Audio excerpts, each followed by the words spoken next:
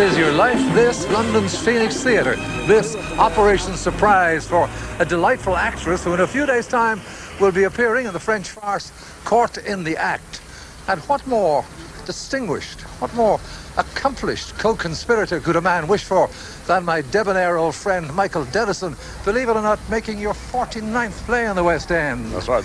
In the part of Judge Tricant, Your Honour, eh? That's right, Tricant, and a very stuffy character I am, until the lovely lady who we're after, who plays a music hall artist, attempts to seduce me. Oh, la la, as they say. Well, let's not hold back the action. Photocall inside. I'll be right behind you waiting for your signal. And by the way, West End actress though she be, she is in fact known to millions on television, but millions who do not know that her colourful story began in the last days of the Raj in India. Right, Michael? Let's hope I'm not caught in the act.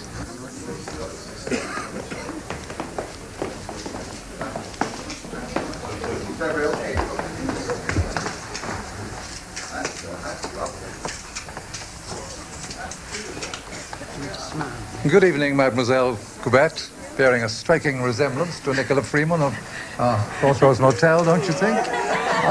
Forgive the unscripted intrusion on this particular play of yours, thanks to the judge himself, who gave me permission to say, actress Gabrielle Drake, tonight, this is your life.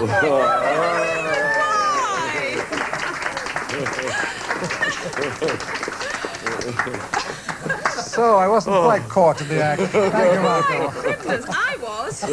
Good. Well, Act 1, Scene 1, all set at Thames Studios. Your carriage awaits, my darling. Like this.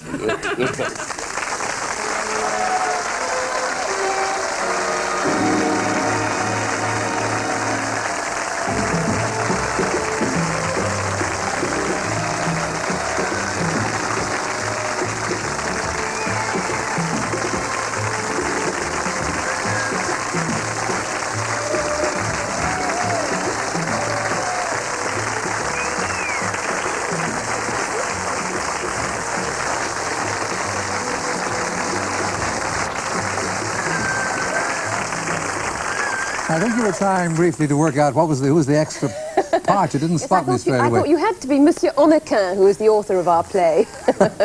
Well, I'm delighted to have co-starred, albeit briefly, in the West End with the marvellous Michael Dennison and, of course, the rest of the cast of Caught in the Act.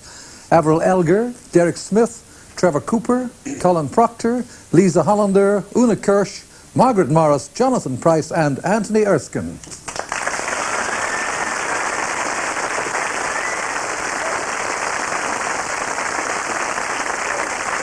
Michael, I'm sure you're looking forward to a long West End run after being on tour with us. Well, certainly, of course, we are, but for one extra and particular reason, Gabrielle is not only a pretty face, though she's a very pretty face, she is also a dedicated and skilled actress. And one illustration merely of her dedication, during the course of the production, she has been kissed in the path of duty 1,651 times, still counting and appearing to enjoy it. Michael, how did you work that out? Thinks about nothing else. Gabrielle Drake, this is your life. You were born a world away from London's West End, in wartime Lahore in India, in the twilight days of the British Raj. By the time you were a pretty 2-year-old, you'd moved with your family to Rangoon in Burma. Next stop was Bombay, an exotic route to fame, Gabrielle, and your most recent fame came 2 years ago when you took over at the Crossroads Motel in the role of manageress Nicola Freeman. Have you come to a decision about your future yet? No, not yet. I wouldn't have thought, really, that Tommy had very much to offer somebody in your position. My position? I mean, after all you've had from MIH. All that boardroom infighting? No, I was really thinking of the material benefits. Well, I've done without those before in my life. Oops, sorry. You're going to stay on, surely? I think so. I'm not sure yet. But then our situations are so entirely different, aren't they? Are they? And here tonight, Adam Chance himself, your good friend Tony Adams.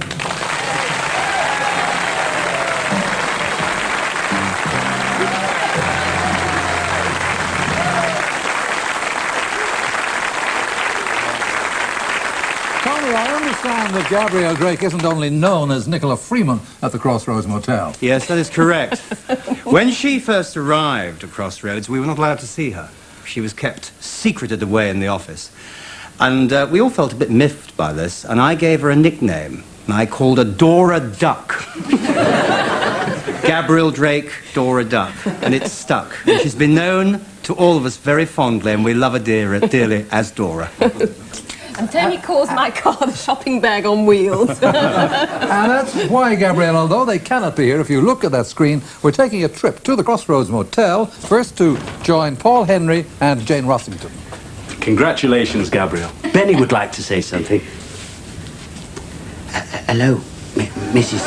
Foreman. You know, for the 2 years we did work together, I never once call you by your right name. So this is it. Hello, Mrs. Freeman. Did you like that, Gabrielle Duck? Hello, Dora. Sorry we can't be with you, but you know what our schedule's like. Here we are. Perhaps they'll get to our scene in a minute, or will it be tomorrow, or maybe next week? You know what it's like. Your assistant, Anne-Marie D. Hepburn. Who are you talking to? It's Dora. She's on This Is Your Life. Mrs. Freeman? Well, thank goodness for that. You've no idea how confused I've been lately. I mean, when you're Mrs. Freeman's personal secretary, and then they tell you she doesn't even work here anymore. Have a super time tonight. Smashing party. Wish we could be with you, but got to learn the lines for next week. All the best. Bye. Bye. Thank you, everyone at the Crossroads Motel, and of course, Tony Adams.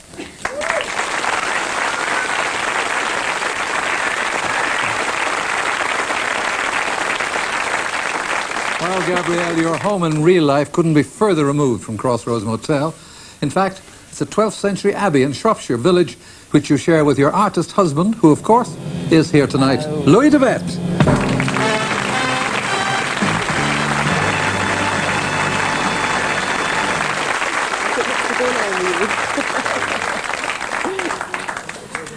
She's been desperate separated from you, even so briefly, Louis, I can tell you.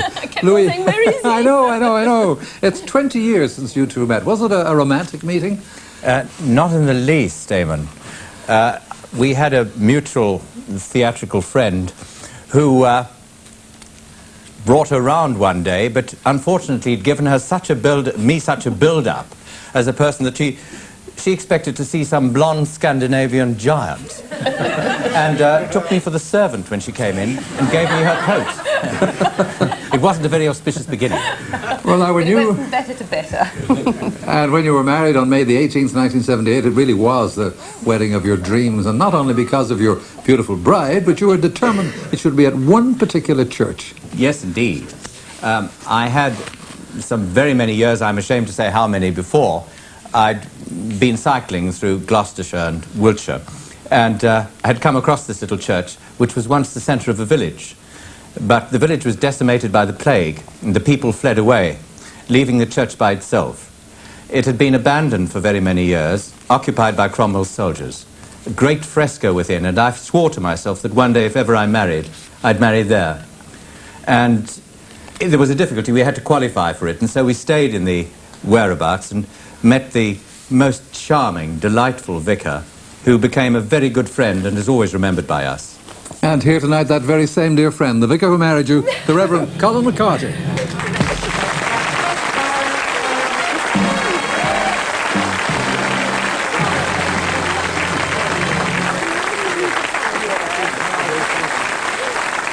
Gabrielle, home for you and Louis these days is, as I mentioned, a 12th century abbey in Shropshire. Unusual enough, but there was something out of the ordinary about your very first home, the place where you were born.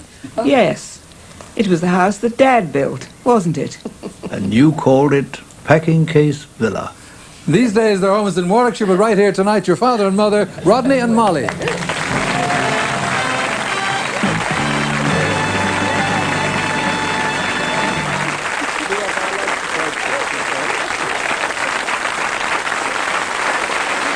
Rodney, your job as an engineer took you to India and Burma, but how did you come to live in what you call the Packing Case Villa?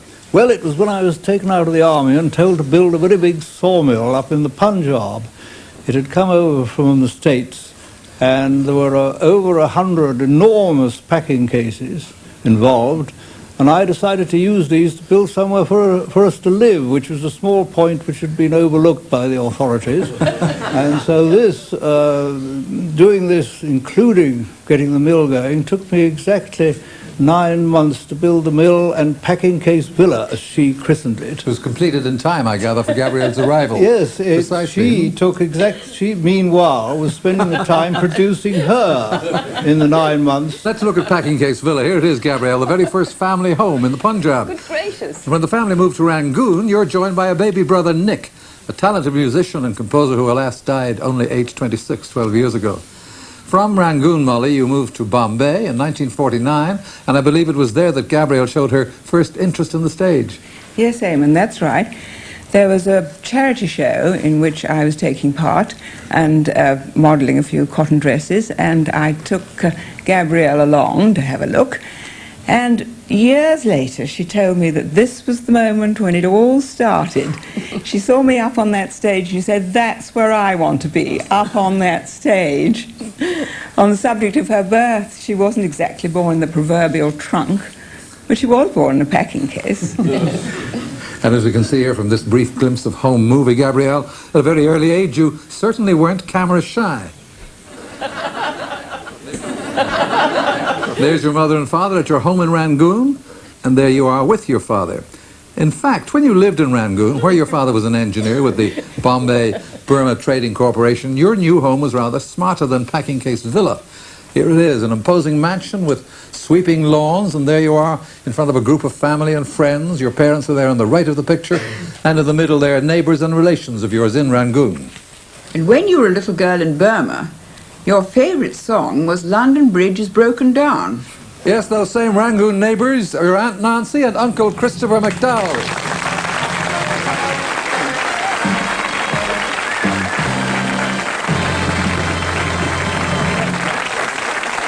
And to complete the family, your mother's other sister, your Aunt Gladys Harmon with her husband, your uncle, General Sir Jack Harmon, and their daughters, Lois, Grania, and Virginia.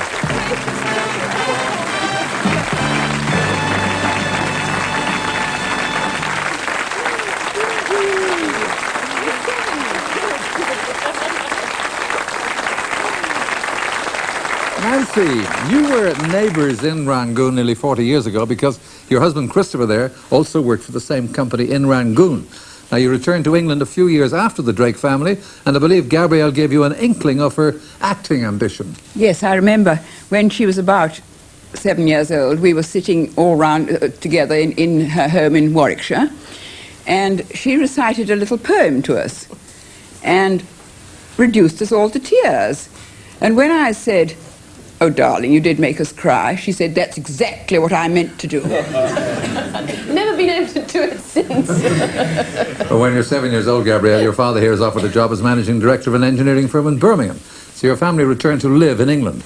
You go to the Church of England College for Girls at Edgbaston, where you succeeded in getting your very first acting part as a man, Baptista in Taming of the Shrew. Age 12, you moved to Wickham Abbey School, and in your first year, you win the Elocution Prize, which fires your ambition again, and you set your sights on going to RADA. And aged 18, passed the audition at the 4th attempt. A fourth attempt, Yes, but for 2 years after you graduate then with a bronze medal, you learn your profession the hard way in rep at Liverpool, Birmingham, Leeds and Manchester. Then in 1970 comes a television break in this popular science fiction television series in which you played Lieutenant Gay Ellis, UFO. Oh, Commander Straker. How do you feel? Fine, thanks. How about a cup of coffee? Yes, I'd like that. A striking hairdo, Gabrielle. Lovely shade of purple, wasn't it? It was very You look like a popular. space-age punk. He was your commander in UFO, just nipped in from the studio next door, where he's playing Jim Davidson's boss in Home James, of course, George Sewell.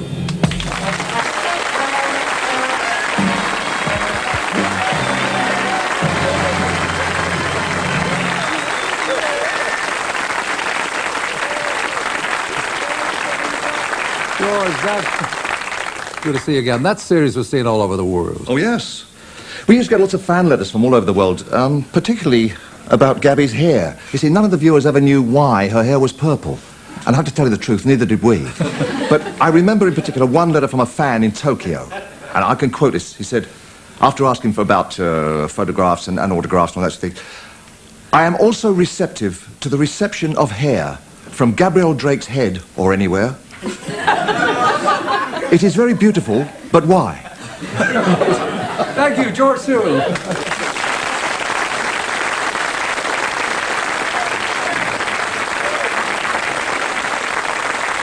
Worldwide fame in UFO, but your passion remains the stage, and in 1970 sees you at the Theatre Royal Windsor in a production of School for Scandal in the memorable company of Michael Dennison and someone else. And Gabrielle, you ran miles up and down the stairs to and from your dressing room. You poor darling. Who else but the other half of that much-loved husband and wife acting team, the ever-delightful Dulcie Gray.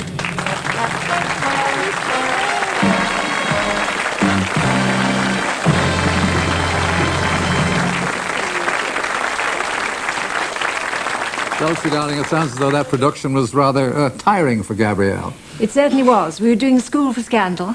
Gabrielle was playing Lady Teazle, a wonderful Lady Teazle. I was playing Mrs. Candor, and because I'm so much older, I had dressing room 1. And This is not the only reason.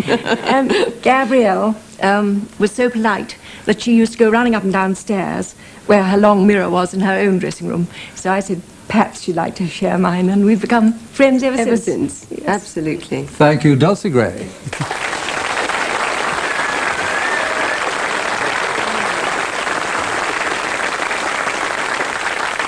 Television fame beckons again in 1973 in a drama series which becomes compulsive Sunday night viewing for millions, in which you played Jill. Of course, I mean The Brothers. All right, I'll take a call. David Hammond.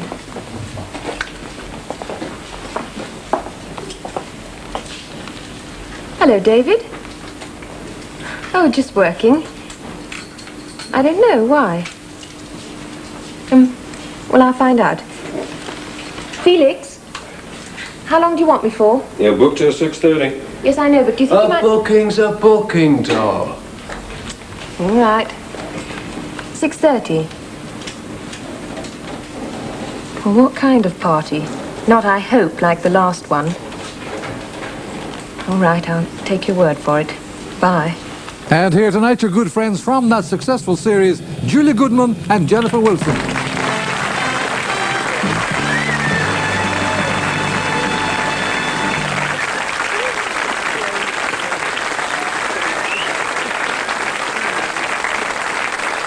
Julia, you ladies had pretty glamorous roles in that series. Yes, but I don't think the viewers would have thought us half as so glamorous as seeing all 4 of us herring down the platform from Birmingham to London to get the 1 in the morning train with 200 football fans, sandwiches, thermos, and everything else.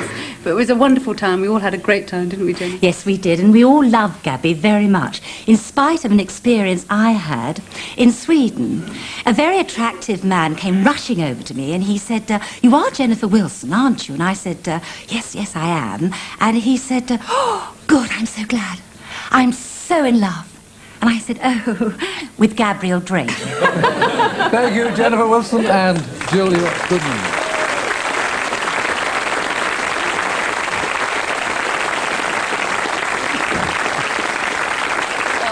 Jennifer gave me a cookery book, which has been the basis of my happy life with my husband, more or less, ever since. Now, during a break in filming The Brothers in 1974, you made your West End musical debut in Jeeves. And I asked you to audition because I'd seen you in The Brothers. Flown in from New York, your good friend, theatre director, Anthony Bowles.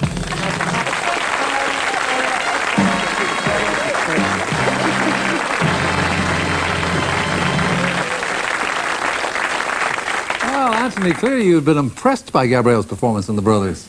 Yes, well, I think at that time there were several of us casting the show, and I'd seen her in The Brothers, and one day I insisted on everybody looking the following Sunday evening so that they could cast her correctly, and we went in on Monday morning, and they said, well, where was she? And it was one of the few instalments she didn't actually appear in. Thank you, Anthony Bowles.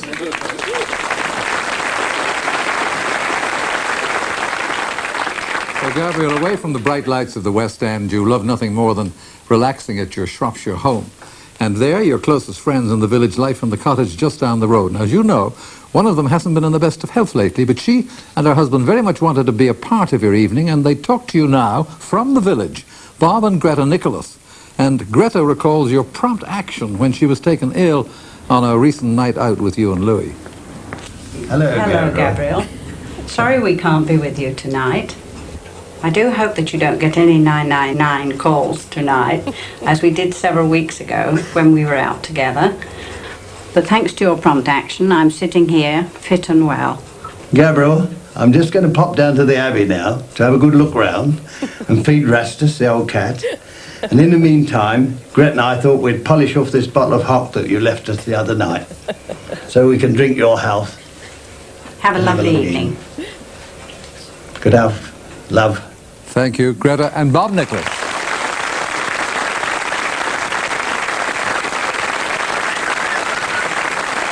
Well, naturally, Gabrielle, your home in Shropshire is a popular weekend visiting place for some of your closest friends in the theatre.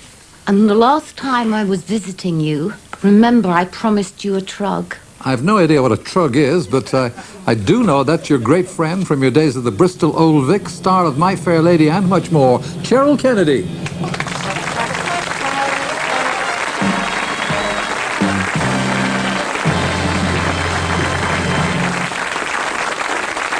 Cheryl, this is a trug. Yes, that's right.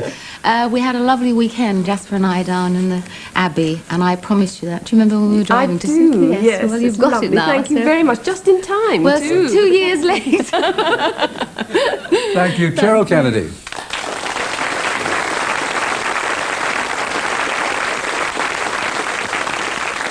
In 1981, you begin a 2-year run on a popular television series playing the wife of a real-life American comedian who has to be in Los Angeles tonight. I mean, of course, the Kelly Monteith Show. Let's go over there, Kelly.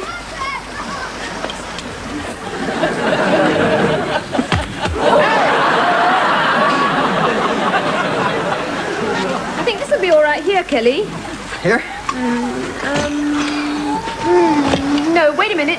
Better over there. Huh?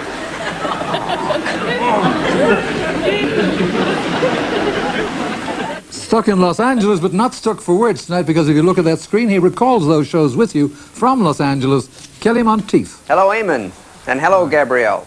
I'm sorry that I couldn't be there to help celebrate your life. I was lucky enough to be a part of it for a couple of years. When you signed on to play my wife, I don't think you realized what you were getting into. In fact, I think it was about the second time we met. What we did, we dragged you down to High Wycombe, had the fire brigade spray you down and soak you with a hose pipe, had you running through a meadow watching me dive headfirst into a cow pie. That was the first thing you did for the show, and that was one of these subtler bits. I'm not quite sure you knew what you were getting into. But it was delightful. You're delightful to work with. And I really enjoyed the 2 years. I can only hope that you were as happy being a part of my career as I was being a part of yours. And remember that show we were going to do about babies and they canceled at the last minute? Well, they let me keep one of the props. Oh! Why don't you wait? Nice to see you, Gabrielle. Congratulations. Thank you. Kelly Monteith and Terry in Los Angeles.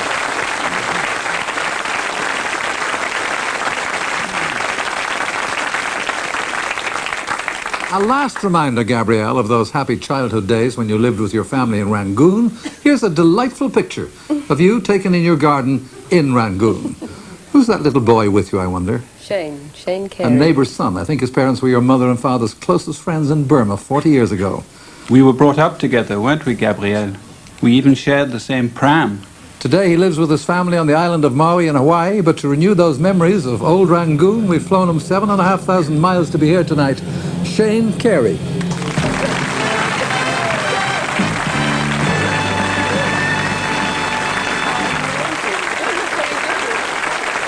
Gabrielle Drake, this is your life.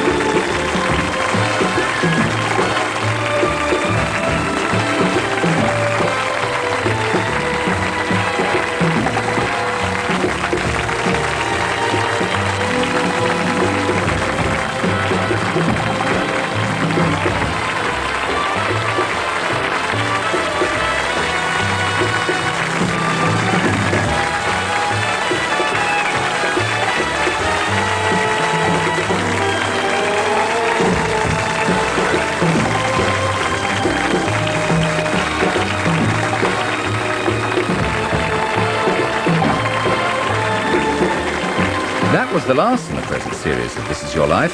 Next week, Bamber Gascoigne introduces Victorian values. Next Wednesday evening at 7 o'clock. In a few moments, news of another new series.